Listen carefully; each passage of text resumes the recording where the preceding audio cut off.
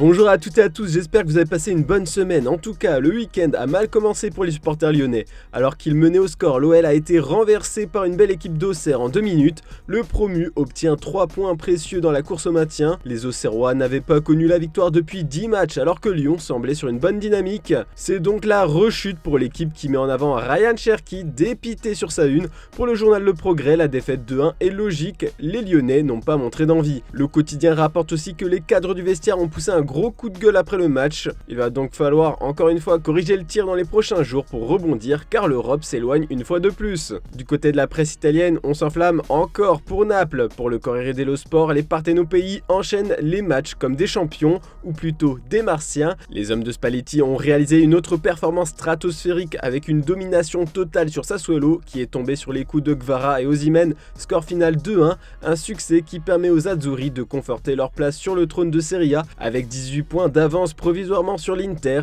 C'est beaucoup en effet, et la Gazzetta dello Sport ouvre son édition du jour avec Massimiliano Allegri que l'on voit au bord d'un précipice en première page. D'après le journal au papier rose, les dirigeants de la Juve sont en désaccord sur son bilan à la tête de l'équipe. Beaucoup estiment qu'il devrait partir à la fin de la saison pour rebâtir un nouveau projet. Il est sur un fil comme l'écrit Tuttosport ce matin. Pour les journalistes italiens, une élimination en barrage de la Ligue Europa contre une équipe qui occupe la 13e place du championnat de France, c'est de Nantes qu'on parle, pourrait lui être fatale. Puis Angel Di Maria, qui est maintenant à la Juve, est revenu sur son départ du Paris Saint-Germain l'été dernier au micro d'ESPN.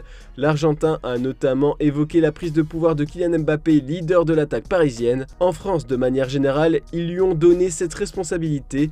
Ils l'ont fait rester alors qu'il aurait pu partir. Ils lui ont donné ce rôle important pour que ça soit lui et personne d'autre. Ils lui ont donné ce pouvoir en ayant à ses côtés le meilleur de l'histoire.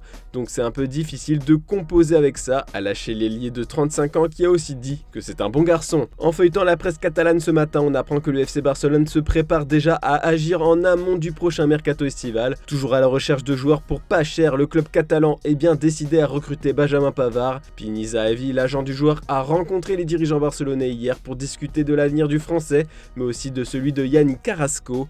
Puis la priorité du Barça, ce sera Vitor Roque, d'après le journal Mundo Deportivo qui met le Brésilien en une de son numéro du jour. L'attaquant de l'Atlético Paranense aurait assuré au Barça que c'est le club qu'il privilégiera en cas de bataille pour s'offrir ses services. En effet, le Paris Saint-Germain, Chelsea, Arsenal, West Ham et l'Atlético de Madrid sont sous le charme des qualités de finisseur de l'Oriverde. En attendant, le FC Barcelone a officialisé hier le recrutement de Julián Araujo, le latéral mexico-américain s'est engagé avec le club catalan pour les 3 prochaines saisons et demie, soit jusqu'en 2026. Direction l'Angleterre maintenant, on retrouve Mikel Arteta en première page du Daily Star ce samedi. Le coach d'Arsenal est revenu hier sur sa défaite 3-1 contre l'équipe de Pep Guardiola à l'Emirates, une déconvenue qui coûte la première place à l'équipe londonienne, mais le manager espagnol a expliqué que tout le monde était du côté des Gunners pour remporter le titre à la fin de la saison. Les champions du peuple titre le tabloïd anglais. Il explique que c'est le statut d'outsider en début de saison, face à City surtout, qui fait que les fans de foot sont ravis de voir les Gunners se battre pour la première ligue. D'ailleurs, du côté de City, Guardiola a répondu aux critiques affirmant qu'Erling Haaland a choisi le mauvais club. Beaucoup de journalistes ont affirmé que City était devenu une équipe inférieure avec lui et qu'il ne tirait pas le meilleur parti de ses talents. Le coach a donc simplement répondu « Mais nous sommes ravis de l'avoir et nous sommes ravis qu'il nous ait choisi ». Mais ce qui fait surtout les gros titres au pays de Sa Majesté, c'est le futur de Manchester United. La bataille continue pour savoir qui va racheter le mythique club anglais. Jim Ratcliffe et le Qatar se préparent à se rendre coup pour coup. Le propriétaire actuel de l'OGC Nice aurait fait une offre de plus de 4 milliards d'euros pour Emu. Mais pour l'instant, celle qui impressionne le plus la presse anglaise, c'est celle des Qataris. Dans un communiqué dévoilé ce vendredi, le cheikh Chassim bin Ahmad Al Thani, membre de la famille royale au pouvoir de l'État du Golfe, a confirmé hier soir qu'il avait déposé une offre pour 100% de United. Elle est estimée à plus de 5 milliards d'euros d'après The Manchester Evening News qui imagine déjà le club retrouver sa gloire d'antan. Cet accord briserait le prix record pour une équipe sportive comme nous le présente le Daily Mirror et The Sun qui met en avant le cheikh Al Thani, la franchise NFL Denver Broncos étant actuellement la plus chère après un rachat de près de 4 milliards d'euros l'année dernière. Enfin, c'est la triste nouvelle qui vient de tomber ce matin. Le footballeur Christian Atsu, disparu depuis 11 jours après le terrible séisme qui a frappé la Turquie et la Syrie, a été retrouvé sans vie. C'est son agent qui l'a confirmé sur ses réseaux sociaux. D'après l'AFP, l'ancien joueur de Chelsea et Newcastle était sous les décombres d'une tour de 12 étages. Le monde du foot lui rend hommage depuis l'annonce de la triste nouvelle. Il fait la une de tous les sites du monde.